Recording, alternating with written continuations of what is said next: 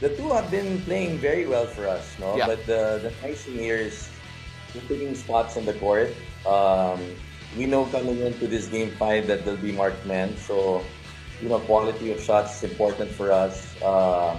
Aaron almost had a triple double Yeah. the last game, right? But they're obviously they're taking some things away from him. They're packing the paint, so we just trust his decision making. He's got to be strong with the ball the next game. We know that San Miguel plays with a lot of physicality. They play bully ball.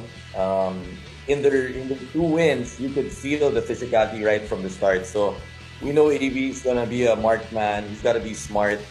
Elaine also was significant. He only had 25 minutes, 6 out of 12. But Yeah. again, guys setting him up. And likewise, we want Aaron and Elaine to set the other guys up. Chris Banchero was quiet in that last game. We know he can score. Yeah. Bongkito can score. Chris Newsom struggled a bit, but he eventually picked it up. But we know these guys can score. So aside from Aaron and Elaine, we're also worried about the other side. You have Encito that was 0-4 Yeah. from the field.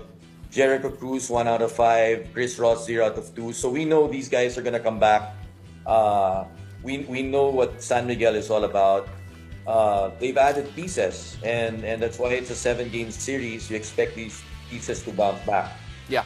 Coach, at the moment, just so we can get a clear view of your face, Coach, could you lower your camera just a bit so it's a bit more central? And second, syempre, you mentioned it a while ago, the San Miguel Beermen, the guys that you mentioned, there are a few guys there who did not come up with the numbers that they normally do. So palagay mo ba, Coach, was that a function of the way that you played them, or was it just a case of it was their off night and you just took advantage?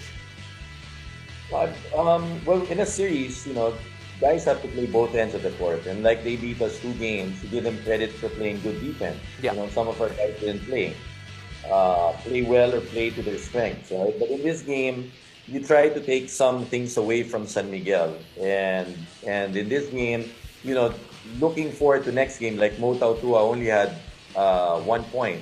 You had Enciso 0 for 4, Cruz 1 out of 5, Ross 0 out of 2. These guys can play. And in their wins, they came up big as well, helping Perez and Fajardo. Right? Yeah. Dumar game. Yeah. So we're careful about that. We don't want to tap each other on the back. We know that what's ahead of us. We just put it into a best of 3, and moving forward, for us to get past San Miguel, we have to take care of both ends, right? And we know what San Miguel's about. Aside from Ginebra and Tokentex winning those last Philippine Cup championships, Yeah. they're really 5 champions. Yeah. And they've added pieces. They've added Brondial, they've added Cruz, they've added Vic Manuel, arguably pound for pound, aside from Ian Sangalang, at his prime, Yeah. he's a guy, one of the best post players there with Tautua. So it's just not Junmar Fajardo anymore. So they have pieces. And as much as we want to talk about what we did the last game, I'm more worried and concerned about what these guys who couldn't get the same flow that they had will be bringing into the next game. Yeah, so obviously waiting for that bounce back. Ito, Coach, we're going to go to the other series right now. And my partner here has a very simple question on what happened right there. Kasi this was also in the back of my head. Pauline, take it away. So, Coach, actually, we just want to ask you, what went right naman for TNT in the Game 4? Well, credit TNT. Magnolia is number 1 in defense in the league. And TNT is very underrated when it comes to their defense. I thought they played superb defense. And if you think about it, it's just not Williams anymore. Right? Yeah. If you look, we had 6 guys in almost double figures. Jason Castro had 9, Pabunting had 9. But other than that, they had 11 guys scoring in double figures. So, they took away Williams in the first half. You can't totally stop him. You can neutralize him and make it difficult for him. He had 0 points, but obviously Williams came out in that second half and contributed. He had 15 points. But again, what they did well was other guys are stepping up. It's just not Williams. No? On the other end, they had 24 assists. They out-rebounded Magnolia, which is top 2 in the league in rebounding, Yeah. 50 to 33, and 11 players in double digits. So I think that's what Talk and Text did well on their side. On the other hand, Calvin, I've coached Calvin before. Where Calvin goes, I think is where Magnolia goes. He had 5 team fouls. He's 1 out of 5. Yeah. Um, you look at Magnolia, Parroca, Halalon, and Cueva. Those are the 3 Energizer bunnies. Parroca, 2 out of 7. Halalon, 2 out of 9. Calvin, 1 out of 5. These guys have to come into play and help Sangalang, help Polly, help Janicio. Okay, Coach, syempre, you mentioned it a while ago. Right now, they don't just go by Mikey Williams atong TNT. We actually saw that in the game prior to this, that they could still win without him.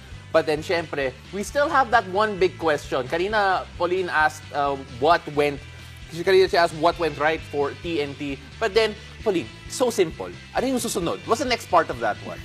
Well, ngayon, how can Magnolia bounce back? It's hard to say. I'm sure Coach Chito went with his coaching staff back to the drawing board, right? They're number 1 in defense. And you can't have 6 guys in double figures scoring. So, if it's either you shut down Williams or you shut the other guys down. But when everybody's scoring like that, that matters. Yeah. And you got to stop the rampage of Talk and Text if you're feeling it, right? Easier said than done. Talk and Text doing very well now. But again, you look at Abueva. Abueva had 5 fouls. Yeah. He wasn't really that dominant. He was 1 out of 5. So it really depends on how Coach Chito is going to attack with Abueva. And again, the 2, Parroca and Halalon, they've been evident, right? Halalon is he's in contention for best player of the conference, and he hasn't been evident in this game. So That's true. how do you bring back the confidence of a Gio Halalon to contribute?